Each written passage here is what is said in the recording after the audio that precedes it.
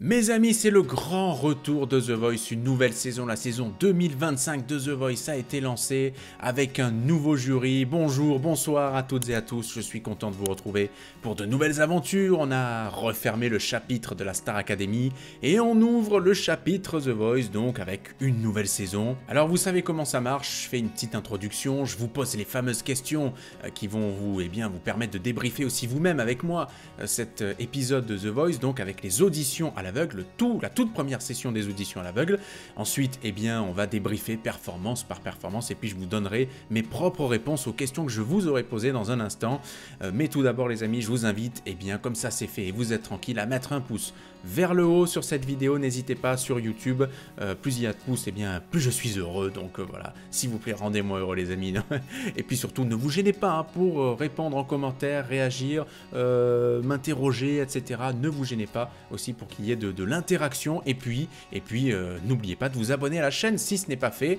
Merci à toutes celles et ceux qui l'ont rejoint ces dernières semaines et ces derniers mois. Donc les amis, vous l'avez vu, c'est un nouveau jury, le retour de Florent Pagny après son absence. Vianney qui est encore là donc cette saison, qui est fidèle au poste, et puis les arrivées donc de Zaz et de Patricia Cass pour leur toute première saison de The Voice, avec un jury donc qui est au final 100% mixte, c'est pas une mauvaise chose ma foi, et donc exit Mika qui n'est plus là, Zazie qui n'est plus là, Big Flo et Oli qui ne sont plus là, et on va en reparler dans un instant. Vous avez remarqué aussi qu'il y avait un nouveau plateau, avec donc des musiciens qui entourent l'artiste, qui sont plus proches de l'artiste aussi qu'auparavant, le public aussi maintenant qui fait tout le tour du plateau.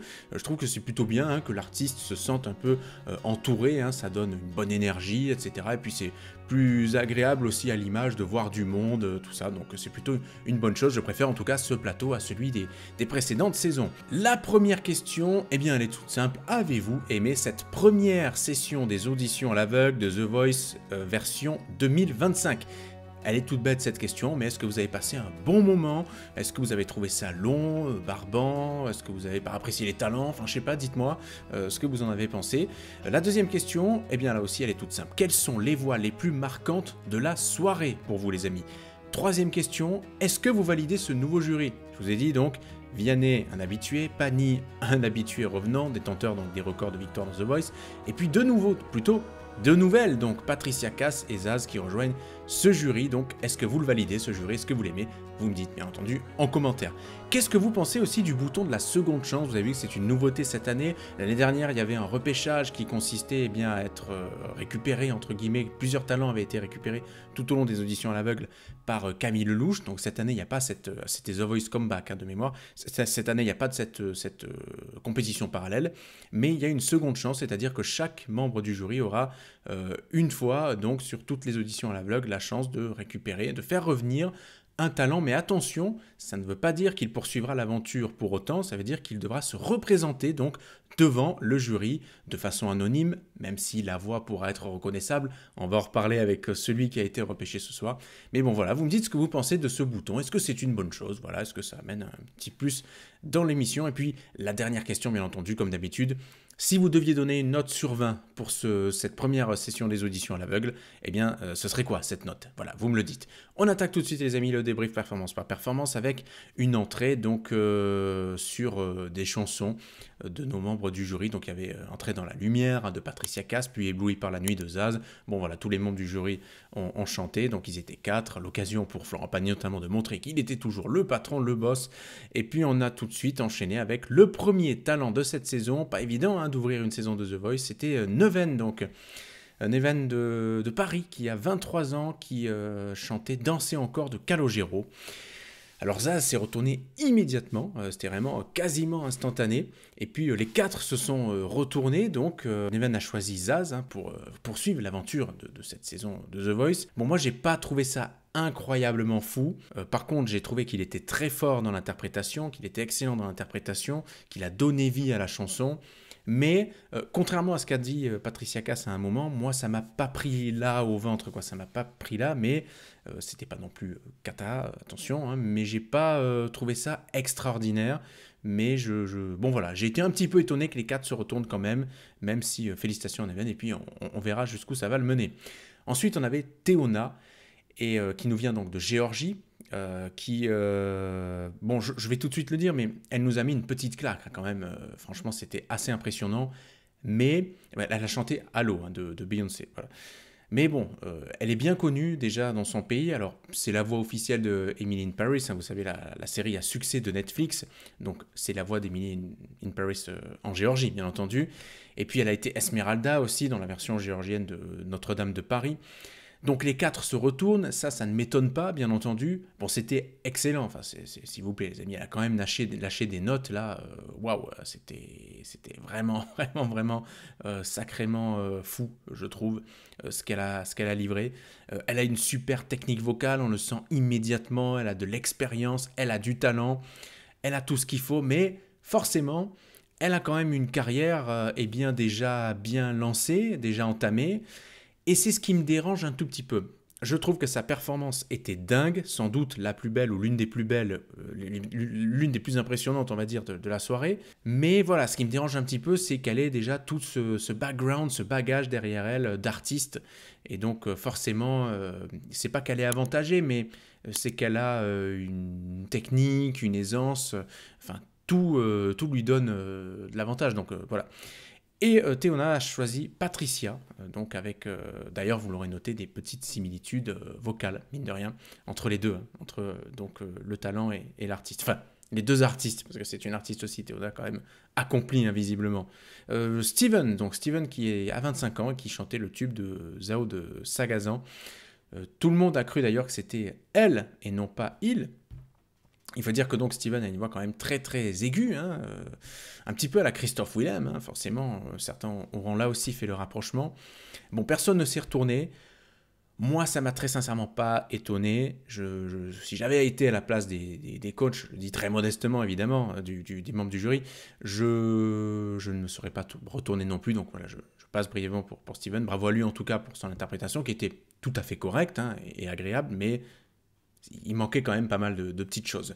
Ensuite, on avait Aidan Rohr, donc 26 ans, qui est franco-américain et aussi un petit peu grec apparemment, qui chantait Somewhere Over the Rainbow et de Judy Garland. Donc, les trois se retournent tout de suite hein, dans le jury parmi les coachs, sauf Florent Pagny. Puis, il finit par se retourner, donc c'est un 4 sur 4. Bon, alors, Aidan Rohr, il a une voix quand même assez impressionnante. Alors, c'est vrai que ça peut être un petit peu la voix off de Sylvester Stallone, paix à son âme d'ailleurs, la voix off, hein, pas Sylvester Stallone, Garou aussi, bon, voix assez similaire, bon, il chante très bien, hein, il chante très très bien ce garçon, il a même ensuite chanté La vie en rose, donc, et franchement je l'ai trouvé, autant il était quand même, je l'ai trouvé très très bon sur sa première perf, mais sur le petit bonus qu'il a eu sur La vie en rose, je l'ai trouvé vraiment meilleur, et c'est là qu'il m'a convaincu que oui, il fallait le choisir, et c'était bien de l'avoir choisi, donc, et vous avez vu qu'il a choisi de devenir le talent de Patricia Cass, qui, ben mine de rien, réussit sacrément bien son démarrage dans The Voice. Donc bravo à elle. Et puis Aidan Rohr, une voix très impressionnante. Curieux de voir ce qu'il va chanter la prochaine fois. Donc ce qu'ils lui font chanter lors des battles. Donc ça, on en reparlera dans quelques semaines, sans doute fin mars ou quelque chose comme ça. Mais voilà, assez impressionnant quand même. Ensuite, on avait Léa, 27 ans, qui nous vient de Marseille, qui chantait Mojo, donc de M, hein, Mathieu Chédid. Alors, Pagny se retourne tout de suite. C'était très bien, ma foi, je trouve. Un timbre un petit peu trop aigu, à mon sens, qui peut faire un tout petit peu mal aux oreilles. C'est une Marseillaise hein, comme moi, donc, mais je me permets quand même de le dire. Mais ça chante quand même super bien. C'est puissant, il y a beaucoup de potentiel, je pense. Donc voilà, 3 coachs finissent par se retourner, excepté Patricia Cass. Et puis Léa choisit Florent Pagny, donc, qui glane son premier talent de la soirée, si je ne dis pas de bêtises. Oui, c'est ça. Donc bien joué pour Léa, là aussi. Curieux de voir ce qu'elle va nous chanter les prochaines fois. En tout cas, bravo à elle. Je pense que c'est mérité qu'elle ait été choisie. Je me serais retourné aussi. Dites-moi, les amis, si c'est le cas de votre côté. Méga qui nous vient de Bretagne, qui a 23 ans et qui reprend Skin de Rag & Bone Man. Ça ne se retourne pas. Je pense que ça s'est joué à peu de choses. Je pense aussi que vous serez nombreuses et nombreux à être étonnés que ça ne se soit pas retourné.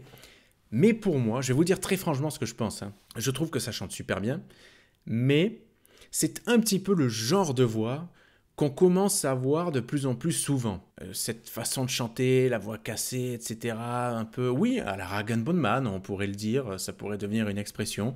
Et du coup, je trouve qu'il n'y avait pas réellement d'originalité dans cette prestation-là.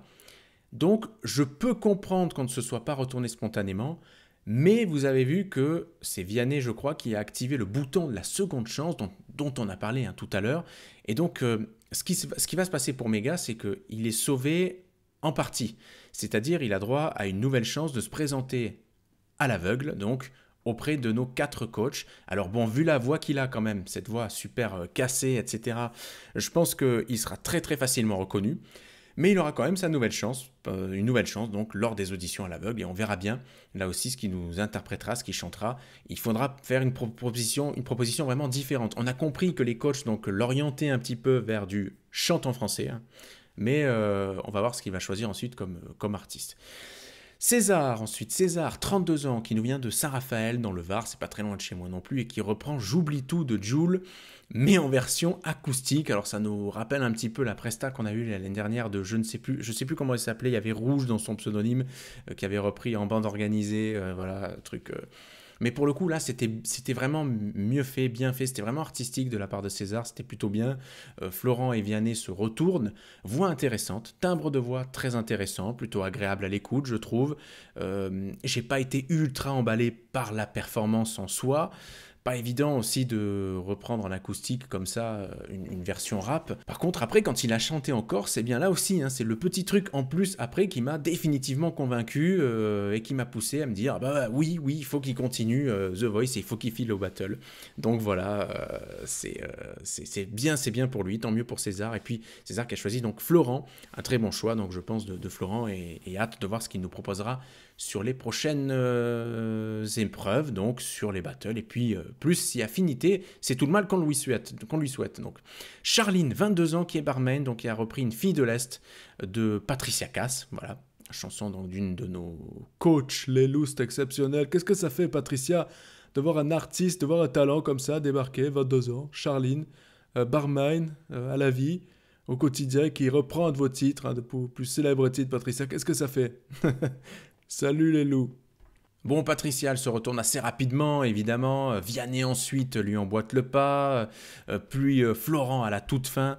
C'est assez doux, c'est joli, c'est agréable. Mais moi, personnellement, ça m'a pas marqué plus que ça. J'ai trouvé que c'était une performance plutôt agréable, sympa à entendre, que c'était plutôt réussi. Mais moi, ça m'a pas soulevé plus que ça. Voilà. Franchement, là aussi, hâte de voir ce qu'on lui fera chanter lors des battles. Et vous avez vu que Charline a choisi, évidemment, Patricia Cass. Donc, bien entendu, le contraire aurait été étonnant. Ensuite, il y avait un peu l'un des deux moments un peu hors du temps, un peu lunaire. Comme il y en a toujours un ou deux dans chaque audition à l'aveugle, hein, vous le savez. Là, c'était donc Roméo, enfin Georges, je crois, de son prénom, c'est ça. Roméo qui a 63 ans et qui chantait un tube d'il y a 50 ans, ça s'intitulant donc Maman, un tube qu'il a lui-même chanté. Donc c'était le fameux Roméo, c'était l'interprète original, donc il a chanté sa propre chanson. Personne ne se retourne. Je me dis qu'il chante un peu moins bien aujourd'hui, mais que gamin, il chantait sacrément bien. Par contre, sincèrement, je ne connaissais pas cette chanson. Je connais beaucoup de chansons d'une époque un peu plus lointaine, mais celle-ci, je ne la connaissais pas. Donc, pas du tout. Je crois que je ne l'avais jamais entendue. En tout cas, j'en ai pas le souvenir.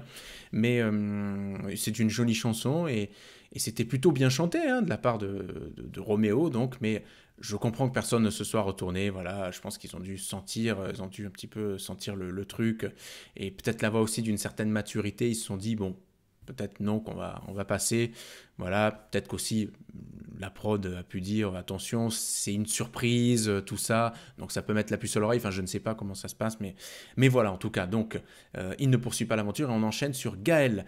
Gaël, donc 25 ans de Montpellier, qui reprenait maintenant donc, une autre chanson de nos coachs, hein, une chanson cette fois de Vianney, qu'il avait interprétée en duo avec Renaud. Pani et Cass se retournent, Vianney se retourne à la toute fin, ce qui a peut-être étonné certaines personnes, puisque Gaël reprenait l'une de ses chansons. Bon, il y avait de l'interprétation, il y avait peut-être un petit peu trop d'interprétation, donc Gaël était beaucoup courbé vers l'avant, etc.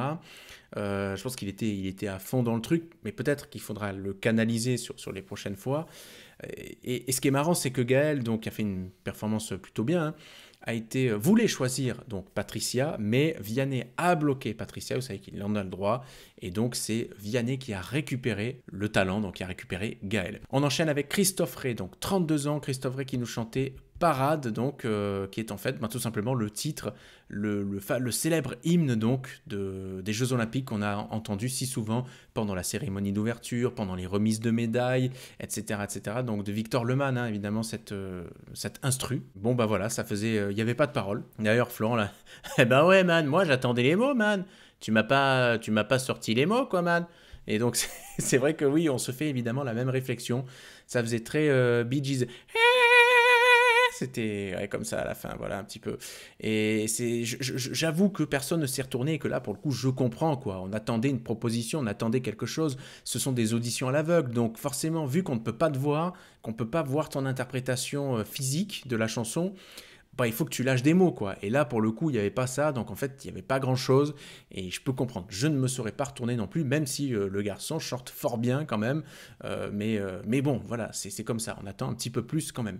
Ensuite, avant-dernière, donc, à passer sur cette audition, cette première session des auditions à l'aveugle, Victoria, donc Victoria Lewis, peut-être un pseudo j'imagine, 28 ans, qui nous vient de La Ciotat, donc pas très loin de chez moi. La Ciotat comme une certaine donc Lénie, hein, Lénie de la Star Academy, qui va faire Danse avec les stars. Et donc Victoria qui reprenait Animaux fragiles d'Icar et Zaz, donc ils ont quasiment tous, bah oui, à part Florent Pagny, ils ont tous été mis à l'honneur ce soir dans le jury, dans les coachs, parmi les coachs. Personne ne se retourne. C'était pas catastrophique en soi, hein, clairement, c'était pas non plus, c'était pas nul du tout, c'était pas mal, hein. Mais ça manquait un peu de maîtrise, ça manquait un peu de précision. Moi, c'est ce que j'ai noté tout de suite. Je crois que c'est Florent qui a dit qu'il y avait pas mal d'imprécisions, qu'il y avait un peu d'imprécision. Et c'est vrai que voilà, il manquait un petit peu quelque chose pour que Victoria puisse être choisie, mais on lui souhaite bonne chance, bien entendu, pour la suite. Et on sait que c'est la dure loi de The Voice. C'était déjà énorme d'arriver sur l'émission, là comme ça, devant les caméras de TF1. Donc ça, c'est déjà quand même assez fort. Mais donc voilà, on ne peut pas non plus gravir tous les échelons d'un seul coup. Il faut qu'il y en ait qui restent sur le carreau. C'est comme ça, c'est la dure loi donc de The Voice. Et puis Roxane, à la fin, donc, qui terminait 22 ans de Paris. Donc Roxane qui nous dit qu'elle joue depuis 19-20 ans du piano. Bon, en gros, elle jouait du piano avant même de naître, hein, Roxane, hein, presque. Hein. Non, blague à part, elle a chanté donc Falling d'Alicia Keys. Alors là, moi, je me suis dit, ça doit envoyer quelque chose d'énorme. Florent et Vianney se retournent à la toute fin seulement. Je suis presque étonné qu'ils se soient retournés. Elle a bien chanté, Roxane, je pense qu'elle a du potentiel, qu'elle a du talent, etc. Ça a l'air d'être une artiste un peu accomplie, elle a fait plein de choses, tout ça dans sa jeunesse. Mais j'ai quand même été un peu étonné parce que pour moi, elle est malgré tout, je suis désolé les amis si vous me trouvez dur, mais je trouve qu'elle est un petit peu passée à côté du truc. Pourquoi ? Parce que bon, Falling, telle qu'on la connaît en version d'Alicia Keys, c'est une chanson où, à plusieurs reprises dans la chanson, on monte assez haut dans les aigus. Et ça, elle ne l'a pas fait une seule fois, par exemple. Elle est restée quand même sur une palette plutôt maigrichonne, je trouve, vocale. Et c'est pour ça, je pense que moi, je ne l'aurais peut-être pas choisi, je ne me serais peut-être pas retourné. J'aurais plus été, je pense, de l'avis de Zaz et de Patricia Cass. Donc voilà, mais c'est comme ça. Et en tout cas, vous avez vu qu'elle a choisi Roxane, donc Vianney. La dernière partie du live, eh bien, c'est ma réponse aux questions du début. La réponse, est-ce que vous avez aimé cette session des auditions à l'aveugle ? Eh bien, écoutez... on sort de la Star Academy, hein. C'était tout frais, c'était il y a une semaine, on a passé une belle finale, avant ça il y avait eu de belles demi-finales, etc. Là évidemment, quand on fait le transfert, quand on bascule sur The Voice, bah, je trouve que c'était un petit peu mou, c'était pas trop long quand même, on n'a pas fini à une heure excessivement tardive, il n'y a eu que 2 pages publicitaires, c'est à saluer, donc ça merci. J'ai pas trouvé ça nul, mais j'ai pas non plus été incroyablement emballé par ces auditions à l'aveugle. Voilà, je reste un peu sur ma faim, mais c'est le début, c'est le démarrage, et je pense qu'évidemment le meilleur est à venir. Il y a quand même de très bons talents qui ont été là ce soir. Donc bravo à eux. Mais bon, on va dire que je dirai dans la note tout à l'heure, mais je donne mes encouragements pour la suite. Voilà, mais c'est bien. J'enchaîne sur les voix les plus marquantes de la soirée, à mon sens. Je ne sais pas vous, mais moi, eh bien, j'ai été sacrément impressionné par Théona, franchement. Donc, qui chantait Hello de Beyoncé. Elle a super bien chanté. Aidan Rohr aussi, vraiment été impressionnant donc sur Somewhere Over the Rainbow, mais avec un petit bémol, je suis curieux de le voir chanter autre chose, un autre registre et une chanson qu'il maîtrise peut-être un peu moins au départ. Et puis je pense que ce sera tout pour les talents vraiment que j'ai trouvé extraordinaire, on va dire, et qui pour moi pourrait filer tout droit presque en finale de The Voice. Voilà, j'ai identifié déjà Aidan et Théona. Il y en a peut-être aussi, hein, je pense qu'il y a César qui a un petit timbre de voix qui est plutôt intéressant. On a aussi chez les filles, on a Léa quand même qui a une voix là aussi très intéressante, une puissance vocale qui a de l'envie, de la motivation. Donc il y a quand même 4-5 talents comme ça qui se dégagent un petit peu, je trouve, après cette première session des auditions à l'aveugle, à voir ce que ça donnera ensuite lors des battles, des cross-battles, etc., etc. Est-ce que vous validez le nouveau jury? Eh bien écoutez, j'avais une petite appréhension au départ, parce qu'on a 2 nouvelles têtes, hein, carrément, qui n'avaient jamais donc fait The Voice. Eh bien j'ai été plutôt agréablement surpris par ce jury. C'est même l'un des points forts, je trouve, de cette soirée. Ils sont plutôt bons.